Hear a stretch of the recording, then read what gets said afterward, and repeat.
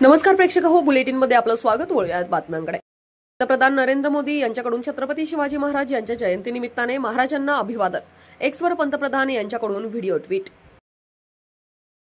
छत्रपती शिवरायांचा जन्म जिथे झाला त्या शिवनेरी गडावर मुख्यमंत्री देवेंद्र फडणवीस यांच्यासह उपमुख्यमंत्री एकनाथ शिंदे, उपमुख्यमंत्री अजित पवार आणि मंत्रिमंडळातील अनेक सदस्यांच्या उपस्थितीत जन्मोत्सवाचा मुख्य शासकीय सोहळा सुरू झालाय. सर्व मान्यवर व असंख्य शिवभक्त बालशिवाजी आणि जिजामातेच्या प्रतिमेला अभिवादन करण्यासाठी एकत्रित आले आहेत. स्वराज्याची संकल्पना कृतीत उतरवताना रयतेचे राज्य स्थापन करणे ही छत्रपती शिवाजी महाराजांची इच्छा होती.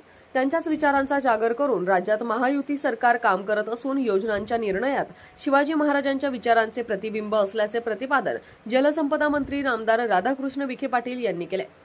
शिर्डीमध्ये नुकत्याच घडलेल्या दुर्दैवी घटनेत निष्पाप नागरिकांनी आपले प्राण गमावलेत. अशा घटनांची पुनरावृत्ती होऊ नये यासाठी प्रत्येकाने जबाबदारीने वागावे. शिर्डीतील माता भगिनी सुरक्षित राहाव्यात आणि समृद्ध शिर्डी घडवण्यासाठी विखे पाटील परिवार सातत्याने प्रयत्नशील राहील, असे प्रतिपादन डॉक्टर सुजय विखे पाटील यांनी छत्रपती शासनाच्या वतीने आयोजित शिवजन्मोत्सव सोहळ्यात केले. राहुल गांधी यांनी छत्रपती शिवाजी महाराज यांना जयंतीच्या दिवशी श्रद्धांजली वाहिली आहे, त्यामुळे भाजप आक्रमक झालाय. राहुल गांधी यांच्या ट्विटनंतर भाजपने जोरदार टीका त्यांच्यावर केली आहे.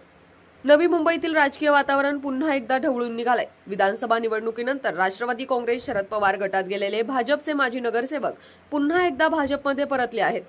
आज राज्यभरात छत्रपती शिवाजी महाराजांची 395वी जयंती साजरी केली जात आहे. दरम्यान जळगावातून एक धक्कादायक बातमी समोर आली आहे.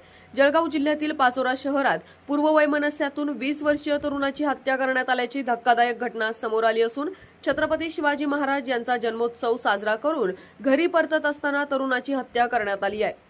छत्रपती शिवराय हे आपले आराध्य दैवत. राजांनी स्वतः करता काही केलं नाही, जे काही केलं ते सर्व रयते करता केलं. महाराजांचे किल्ले हे आमच्यासाठी मंदिरापेक्षा मोठे आहेत. महाराजांच्या किल्ल्यावरील सर्व अतिक्रमणे आपण काढून टाकत आहोत. मुख्यमंत्री देवेंद्र फडणवीस. मुख्य निवडणूक आयुक्त ज्ञानेश कुमार यांनी पदभार स्वीकारला. जानेवारी 2029 पर्यंत ज्ञानेश कुमार यांचा कार्यकाळ. त्यांच्या कार्यकाळात 20 राज्यांच्या विधानसभांचा होणार आहेत निवडणुका.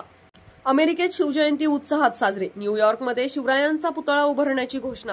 गेल्या 12 वर्षापासून छत्रपती फाउंडेशन, न्यूयॉर्क शहरातील टाइम्स स्क्वेअर व भारतीय दूतावासात शिवजयंती साजरी केली जाते.